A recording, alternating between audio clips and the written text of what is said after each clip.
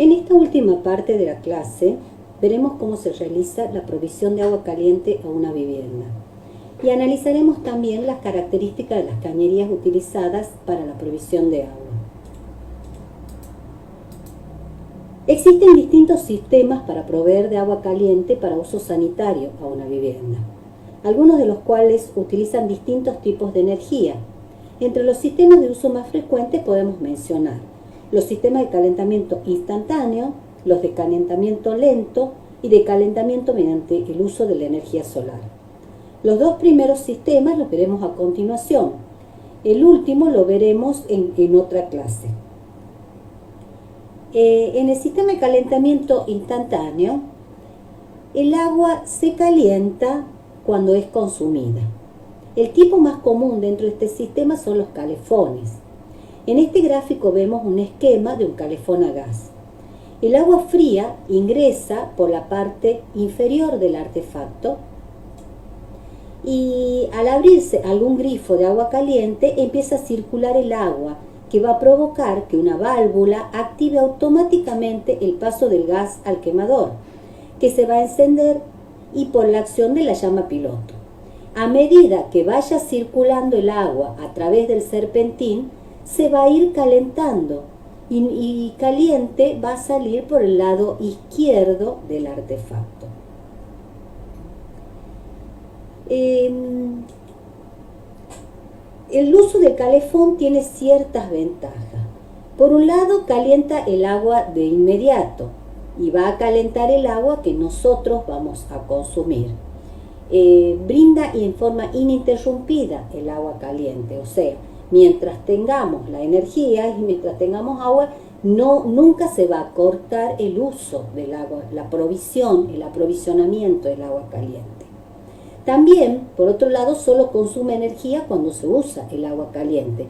Cuando acciona un grifo de agua y cuando se enciende el calefón, en ese momento solamente vamos a consumir energía. Por otro lado, son aparatos que ocupan poco espacio y pesan poco y pueden ser colocados en distintos locales. Va a variar de acuerdo al artefacto. Ahora tienen ciertas desventajas. Por un lado, no pueden servir dos demandas simultáneas. ¿Por qué? Porque puede suceder que estemos abriendo dos caños en forma simultánea, seguramente uno de ellos no va a tener la presión y la temperatura suficiente como para su uso. Por otro lado, se puede mezclar, al mezclar el agua fría y el agua caliente se puede apagar, porque puede perder presión y por lo tanto se apaga el quemador, los quemadores. Y por otro lado requiere una carga mínima de presión, o sea, el agua tiene que entrar al artefacto con una cierta presión para hacer accionar la válvula que va a encender los quemadores. Entonces, aquí aparece el concepto de presión. Veamos y tratemos de recordar a qué se refiere cuando hablamos de presión.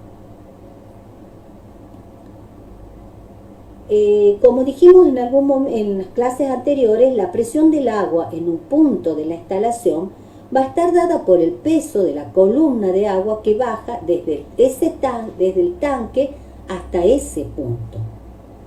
Para el buen funcionamiento del calefón es necesario asegurarnos una presión adecuada del agua. Para ello, la altura en la que se encuentra el tanque es fundamental. En caso que el agua que venga del tanque alimente solamente al calefón, como es en el ejemplo que vimos, que habíamos resuelto en nuestra vivienda, la carga mínima requerida, que viene a ser la altura que existe entre la base del tanque y el artefacto más alto que va a abastecerse de agua caliente, que en este caso es la ducha, no puede ser menor a 2 metros. Entonces necesito una carga mínima de una altura de 2 metros. Ahora bien, si la bajada del tanque va a alimentar a más de un calefón o va a alimentar a un calefón y a varios artefactos, en ese caso la diferencia de nivel tiene que ser entre 4 metros o más. O sea, tiene que ser igual o mayor a 4 metros. Entonces, el uso, cuando yo instalo un calefón, voy a tener absolutamente condicionada la altura del tanque de reserva. A su vez, de que va a ser obligatorio el uso, la colocación de un tanque de reserva en mi vivienda. Veamos ahora el sistema de calentamiento lento. Este sistema consta de un tanque de acumulación de agua, el cual se encuentra aislado térmicamente. Y en él hay un termostato, en donde a partir del termostato, este termostato va a hacer que el agua permanezca siempre a una temperatura elevada y constante. Veamos, el ingreso de agua fría es una cañería que va a ingresar dentro del termotanque y va a llegar hasta la parte inferior del mismo, porque el agua fría se deposita en la parte inferior porque es más densa y es más pesada. A medida que el agua se va calentando, va perdiendo densidad, va elevando su temperatura y se va ubicando en la parte superior del termotanque. Es de allí donde se toma el agua caliente para el abastecimiento de los distintos artefactos. ¿Cuáles son las ventajas del uso del termotanque? Por un lado, no requiere carga mínima. No requiere que el agua venga del tanque, no requiere que entre con una determinada presión. Puede venir directamente el agua desde la red externa. Por otro lado, la temperatura del agua siempre está constante. Siempre voy a tener agua caliente. Y por lo general puede abastecer a más de un artefacto. Puede en forma simultánea estar usándose 2 artefactos abasteciéndolos de agua caliente. Ahora, ¿cuáles podrían ser las desventajas? Por un lado, que la cantidad de agua caliente es limitada. Va a depender de la capacidad que tenga el termotanque. En algún momento el agua caliente se acabará, si está usándose en forma ininterrumpida. Por otro lado, puede requerir mayor consumo de energía, porque al mantener siempre el agua caliente, el artefacto está permanentemente en funcionamiento. Y cada vez que se utiliza el agua caliente, nuevamente se acciona los quemadores, que pueden ser ya sea a gas o eléctrico, lo va a accionar y va a ser funcional para tener agua permanentemente calentada. Y otra de las desventajas es que tiene grandes proporciones. Son elementos grandes, pesados, que hay que prever en el proyecto en dónde los vamos a ubicar. Va a necesitar un espacio definido, que obviamente lo vamos a tener que tener en cuenta, así como hemos tenido que tener en cuenta las dimensiones de los artefactos cuando hemos diseñado los locales húmedos. Vamos a tener que definir claramente dónde va a estar y tener en cuenta sus dimensiones. Entonces, la elección de uno u el otro sistema va a depender de una serie de criterios que van a tener en cuenta y van a tener que analizar el diseñador en el momento de la toma de decisiones. Pero para ello hay que estar muy informados. Bueno, veamos cómo se ha resuelto en el proyecto de nuestro ejemplo, ¿sí? Tenemos la provisión de agua fría al tanque de reserva y desde el tanque de reserva en línea de trazo llegamos hasta el calefón. Observen, está representado el calefón, es un rectángulo negro que tiene un círculo verde, que es el que va a representar la ventilación del mismo. A partir del calefón vamos a tener la salida de agua caliente que va a abastecer a todos los artefactos. Abastecerá a la cocina, a la pileta de lavar, al bidet, al lavabo y a la bañera. Observen que siempre el abastecimiento de agua caliente va a ser a la izquierda. Por convención y mundial, siempre la grifería de la izquierda sirve para abrir o cerrar la entrada del agua caliente. Aquí vemos la correspondencia de la planta y el corte. Observe, en el corte lo único que se va a representar es la salida del agua caliente en una línea llena carmín y un indicativo que se va a distribuir en los distintos artefactos. Esta va a ser la representación en corte. Ustedes observen que en corte no se representa la provisión de agua de ninguno de los artefactos. Y del agua caliente solamente vamos a representar la salida del agua.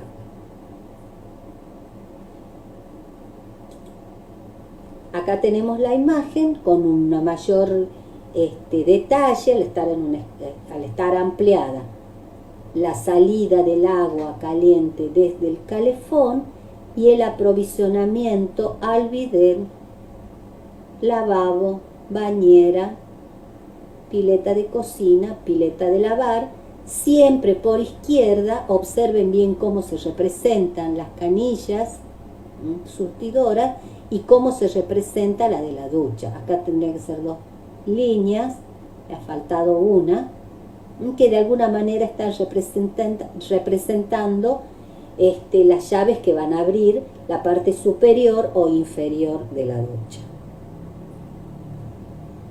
Muy bien, pasemos entonces a esta imagen en donde vemos el aprovisionamiento, la entrada de agua fría y caliente con sus respectivas llaves de paso, el aprovisionamiento a un tanque embutido, que es el que va a abastecer al inodoro, abastecimiento de agua fría y caliente al bidet, a la bañera, acá tenemos la llave mezcladora para ir a la ducha, y al lavabo. Como vemos entonces, las cañerías, en el caso que acabamos de ver, están embutidas, que es una de las formas de colocación de las cañerías. Las cañerías pueden ir en una instalación embutidas, a la vista o enterradas. Las cañerías embutidas, que es la situación más frecuente en una instalación, podrán ir en la pared o en el contrapiso embutida. En el caso de los muros, que vayan en el muro, la altura recomendable es de 30 a 40 centímetros sobre el nivel del piso.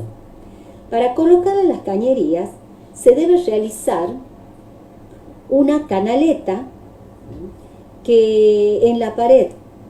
En el caso de que la pared sea de gran espesor, o sea que me dé el espesor la canaleta, tiene que tener una profundidad mínima de 2 diámetros de la cañería. Y en ese caso las cañerías pueden ir juntas, superpuestas una abajo de la otra, en donde la cañería de agua caliente debe estar colocada en la parte superior, para evitar que el vapor de agua posible de emitir el caño de agua caliente se condense al entrar en contacto con el caño de agua fría. Entonces, si nosotros lo colocamos en la parte superior, el vapor de agua directamente va a pasar hacia la parte de la... no se va a enfriar porque no va a estar en contacto con la cañería de agua fría. Ahora, si el muro es de un espesor más reducido, en ese caso podemos hacer una canaleta menos profunda, pero va a tener que ser más alta. Y la altura va a tener que ser igual a por lo menos 3 diámetros de las cañerías que se tienen que colocar. Acá vemos en esta imagen cómo se están calando la canaleta. Acá vemos la colocación de la cañería de agua fría, la cañería de agua caliente, las derivaciones. Acá vemos cómo se resuelve el cruce entre una cañería horizontal y una cañería vertical.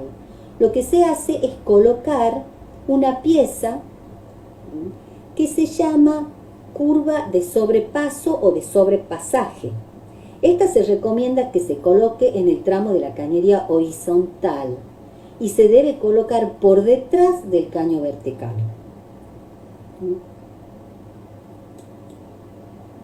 Esta sería la pieza. Acá vemos otro sector de la colocación. Y finalmente, una vez que se completa la colocación, en este caso, que esta cañería es de polipropileno, se cubre la canaleta con un mortero, que puede ser un mortero cementicio. Acá vemos otro ejemplo de colocación, que es colocada la cañería en una pared de placas de yeso. Vemos que la cañería va a pasar a través de los montantes que están perforados y luego son fijadas mediante palanchuelas que van atornilladas a los montantes. Esta palanchuela le va a permitir mantenerlas fijas y estables a la cañería antes de cubrirla con la placa de yeso. Acá se las ha fijado a las planchuelas y luego se colocó, acá se está desplazando la placa de yeso y acá queda totalmente terminada. En este caso obviamente no es necesario realizar la canaleta, se trabaja en seco, pero se debe prever toda la colocación antes de ubicar la placa de cierre. Ahora tenemos la otra forma de colocar la cañería, que es a la vista. En este caso pueden ir colgadas del techo o ancladas al muro. En todos estos casos va a ser necesario elementos de fijación, como ser abrazaderas, grapas, ganchos, elementos que la sostengan y la tengan firme a la instalación. Se debe respetar la ubicación de los elementos de posición y de fijación y la máxima distancia que hay entre ellos. Por ejemplo, en este caso tenemos que dobla la cañería, tenemos un codo a 90 que permite un cambio de dirección en 90 grados. Hubo que colocar grapas fijas en estos puntos. En el caso de una derivación en T se colocan 3. En el caso de que tengamos una cañería vertical tendremos diferentes colocaciones, diferentes grapas que van a ir fijándola, pero hay que tener en cuenta la distancia que van a tener entre ellas. Van a variar de acuerdo al material de la cañería y al diámetro de la misma. Seguramente en la información técnica del material van a estar dadas, y de la cañería cuando la compre, va a estar dada todas esas especificaciones que habrá que tenerlas en cuenta.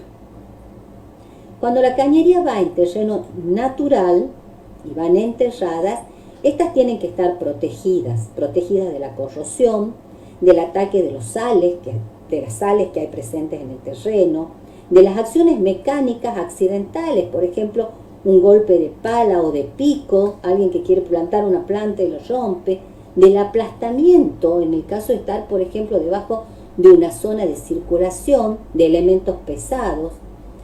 Las cañerías plásticas son las que presentan la mayor resistencia a la corrosión y a las acciones químicas. Pero las cañerías enterradas es recomendable colocarlas a una profundidad no menor a 30 centímetros y cubrirlas con una capa de arena y colocar luego un elemento fijo que sea una protección física. Por ejemplo, puede ser una hilera de ladrillos o cualquier otro elemento que sea resistente a los golpes y que le den la resistencia a esta cañería que va a ir enterrada. Veamos ahora los materiales de las cañerías. Podemos ver que la industria nos proporciona una amplia gama de materiales y de accesorios. Estos deberán ser seleccionados por el profesional en función a distintas condicionantes constructivas, económicas, estéticas. Muchas veces va a ir la cañería a la vista de qué material la voy a colocar. Lo cierto es que es necesario conocerlos bien a los materiales e informarnos adecuadamente en el momento de que definamos qué material vamos a emplear para la materialización de la construcción. En las imágenes vamos a observar diferentes tipos de cañerías. Hay plásticas, metálicas y diferentes secciones de cañerías y de accesorios. Pero para la provisión del agua fría y caliente de una vivienda, el diámetro va a depender del caudal de agua que tiene que llevar en función de los artefactos a abastecer. Pero lo cierto es que para una vivienda de baja complejidad como la que estamos analizando, El diámetro de la cañería de agua fría y caliente va a ser de 13 milímetros, o sea, media pulgada. Y se recomienda que para la bajada del tanque en reserva al calefón, el diámetro de la cañería sea de 19 milímetros, o sea, 3/4 de pulgada. Esos serían los diámetros con los cuales nosotros vamos a trabajar en el sistema de aprovisionamiento de agua fría y caliente. Veamos entonces ahora los materiales de cañería. Dentro de los materiales tenemos, por un lado, los materiales metálicos y por otro lado, los plásticos. Dentro de los metálicos tenemos las cañerías metálicas no ferrosas y los ferrosas. Dentro de las no ferrosas están el cobre y el latón. El cobre, el material básico, es el cobre de gran pureza. Y las cañerías de latón están formadas ya por una aleación de cobre y de zinc. Estas cañerías, que son las que estamos viendo en la imagen, tienen como ventaja que las superficies interiores son muy lisas, entonces hay poca pérdida de presión por rozamiento. Recuerda que hablamos de la pérdida de presión y de carga por el rozamiento a través de las paredes. Estas son muy lisas y permiten que el agua circule con mucha fluidez. Entonces hay poca pérdida de presión. Por otro lado, tienen un bajo peso, son fáciles de manipular. En realidad vienen algunas flexibles y otras rígidas, uno va a elegir de acuerdo a cómo van a ir colocadas. En este caso, si van a la vista, por ejemplo, obviamente será mucho mejor fijas. Son fáciles de trabajar y tienen una alta durabilidad. La desventaja es que tiene un costo mayor a los caños plásticos. Evidentemente, las cañerías metálicas tienen mayor durabilidad, pero mayor costo que los plásticos. Dentro de las cañerías ferrosas está la de acero inoxidable. El acero inoxidable son aleaciones de acero con cromo y con níquel. Es el cromo, el material, el compuesto que va a impedir que se oxide el metal. ¿Cuál es la ventaja? Es una cañería muy resistente. Es resistente a la corrosión, a los golpes, al aplastamiento, a los agentes atmosféricos. Por lo tanto, es muy recomendable que se use a la vista, porque es muy estético. Acá vemos la instalación en un baño, tenemos un sistema de provisión a válvula del inodoro con esta tecla. Esta es la imagen del baño del Teatro Colón, que ha sido totalmente refuncionalizado. Justamente no se lo podía tocar por tener un valor patrimonial, entonces toda la instalación nueva se hizo a la vista y se la hizo de acero inoxidable. Es muy estético y queda a la vista, si está bien construida, muy agradable. Tiene una alta durabilidad. ¿Cuál es la desventaja? Tiene un elevado precio y requiere fundamentalmente herramientas especiales para su unión. No con cualquier herramienta se lo une y tampoco no cualquier instalador lo puede hacer. Veamos entonces ahora las cañerías plásticas. Dentro de las cañerías plásticas tenemos distintos tipos de plástico. Por un lado está el PVC, que es policloruro de vinilo. Está dentro del grupo de las resinas. La ventaja es de fácil trabajabilidad, de bajo peso y es económico. Es uno de los materiales más económicos, pero no es apto para el agua caliente en la mayoría de ellos, el que viene de PVC. Después tenemos el polipropileno. Este es un material de mejor calidad. Su origen se basa en la obtención del polipropileno a través del gas propano. Tiene bajo peso, es económico. Este resiste a altas temperaturas, lo podemos usar para el agua caliente, pero no resiste a la intemperie. Luego tenemos el polietileno de baja densidad. Son estos rollos, porque son muy flexibles, pero tienen una alta resistencia a los suelos agresivos y por eso se utiliza para riego fundamentalmente. En realidad es poco estético para ser colocado a la vista por el grado de flexibilidad que tiene, por el color, por el sistema de unión. Se utiliza fundamentalmente cuando queremos instalar un sistema de riego.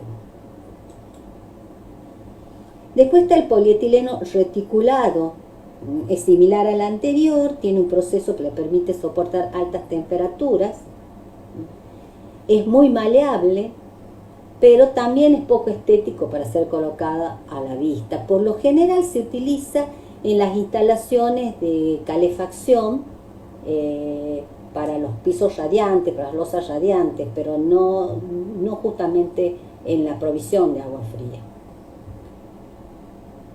Y después está el policloruro de vinilo clorado. Es de fácil trabajabilidad, bajo peso, es económico, y este sí es una variedad del PVC que lo permite ser usado en agua caliente. Es económico, permite usarse en agua caliente, pero es un sistema que no es tan difundido. Bien, cada uno de estas cañerías tiene un sistema propio de unión. Cada una tiene su especificidad en el tipo de unión, inclusive dentro de las mismas marcas uno tiene que ver cuál es el sistema. Para las cañerías metálicas, la unión de los caños, ya sea de cobre, latón o bronce, se puede realizar por soldadura, es la más frecuente, el que más frecuentemente se utiliza. Acá vemos el aprovisionamiento en calefón, ¿no? El agua fría y el agua caliente, y vemos cómo se está soldando. Y también puede realizarse uniones mediante accesorios roscados. Cualquiera de los dos tipos pueden usarse. Y en el caso del acero inoxidable, que dijimos que es un sistema más complejo, se hace mediante una bomba hidráulica. Es un elemento que va a servir para comprimir, ya sea en forma manual o en forma eléctrica, para comprimir los accesorios con la cañería y generar así una unión por compresión. Dentro de las cañerías plásticas tenemos el PVC. Dentro del PVC podemos usar como unión, ya sea pegarlas con pegamento o si no pueden ser roscadas. En el caso de ser pegadas, ¿qué es lo que se hace? Se lija la superficie a pegar, luego se coloca el pegamento, que por lo general tiene que ser específico de la marca, de la línea que estamos comprando, la cañería, y luego vamos a efectuar la unión entre las piezas. Esto va a demorar por lo menos 24 horas hasta estar en condiciones de ser usado. En cambio, las uniones roscadas, lo que se hace una vez que se corta el caño, es con una terraja generar la rosca y con esa rosca pegar con teflón o con pegamento, poner el accesorio. Acá tenemos un video que vamos a ver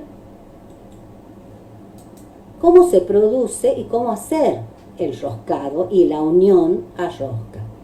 Ustedes observan que se coloca la cañería a cortar una vez que se mide el trozo que se necesita usar, se lo coloca en una prensa para que esté muy firme. Este es el caño que se va a utilizar, nuevamente se saca y se coloca nuevamente en la prensa, se lo fija y se va a hacer la rosca con la terraja.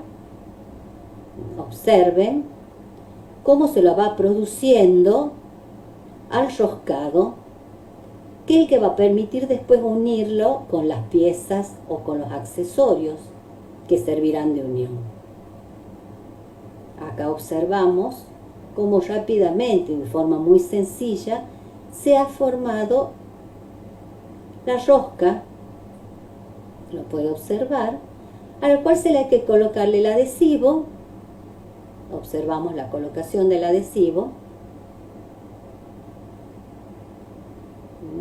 una cantidad importante de adhesivo, pero hay que evitar que rebalse, ¿no? Tiene que ser una colocación muy prolija. Luego se le coloca teflón, observemos la cinta de teflón, ¿sí? Luego del teflón nuevamente se coloca el adhesivo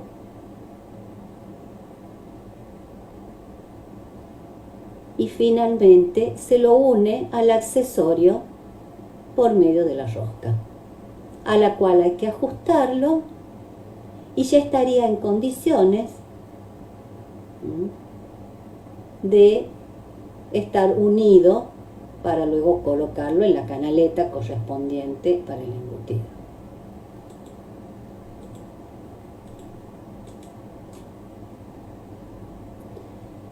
Bueno, vemos que en la situación del polipropileno, que del otro material que es usualmente empleado, las uniones pueden ser por roscado, que es el que acabamos de ver, o el que más se emplea es por fusión. Las uniones de por termofusión, una vez que se marca, se utiliza un aparato que se llama termofusor, que sirve para calentar los componentes a unir y producir de esa manera la unión y el pegado de ambos componentes. Acá también hay un video que podremos ver cómo se realiza la unión por termofusión. Estos son los accesorios, las cañerías, las distintas secciones de cañería. Se corta con una pieza especial el tubo, se marca hasta dónde se deberá calentar. Con el termofusor, que es el aparato que está caliente, se calientan simultáneamente los dos componentes a unir, en este caso es la cañería y un té. ¿Sí? Una vez que están calientes, se los une. Se espera unos minutos y en pocos minutos se logra una unión monolítica. Este corte muestra que prácticamente pasa a ser una pieza única.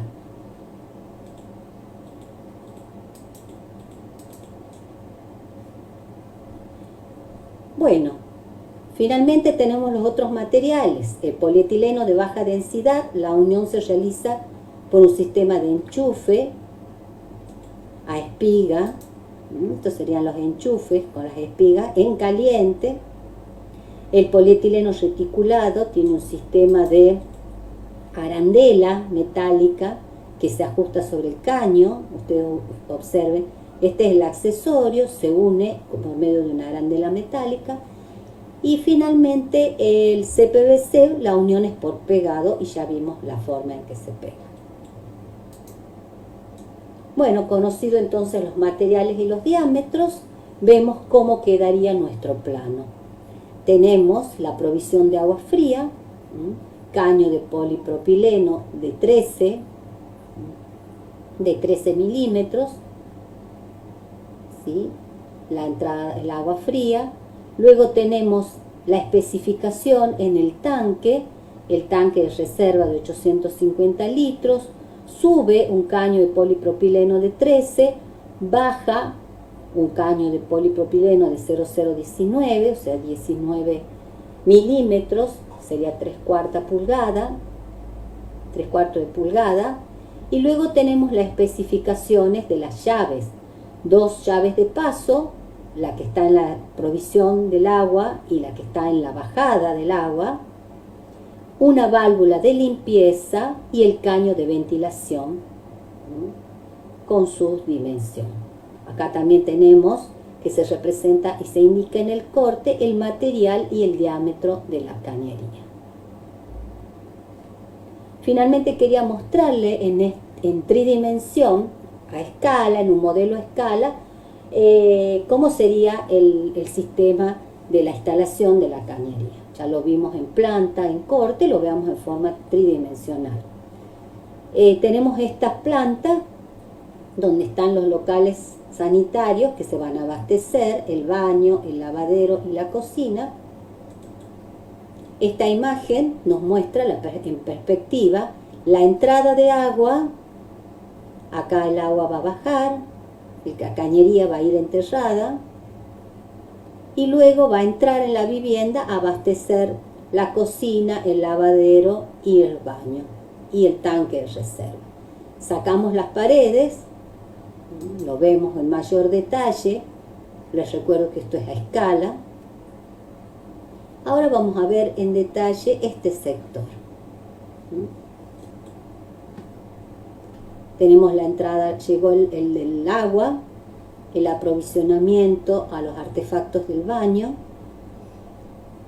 la subida al tanque, el abastecimiento al lavadero, a la pileta de cocina, la bajada del tanque con su válvula de limpieza y llave de paso, el ingreso al calefón y desde el calefón la salida del agua caliente y el abastecimiento a la pileta de cocina, de lavar y a los artefactos del baño.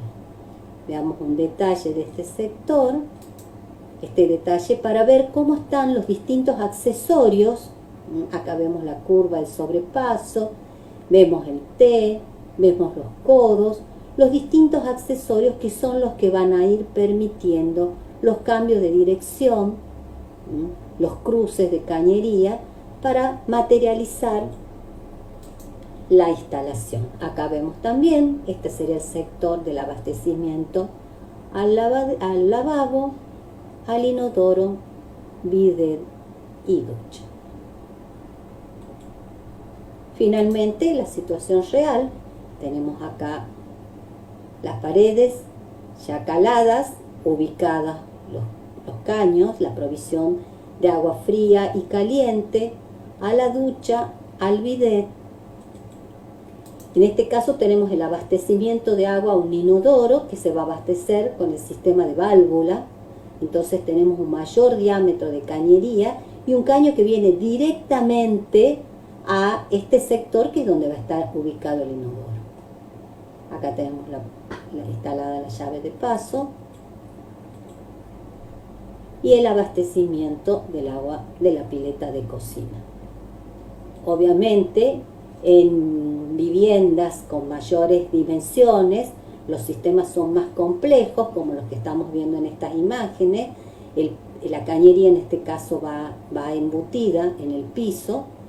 Acá vemos la distribución del agua fría, del agua caliente. En este caso lo vemos esto es una vista del techo, la bajada del tanque.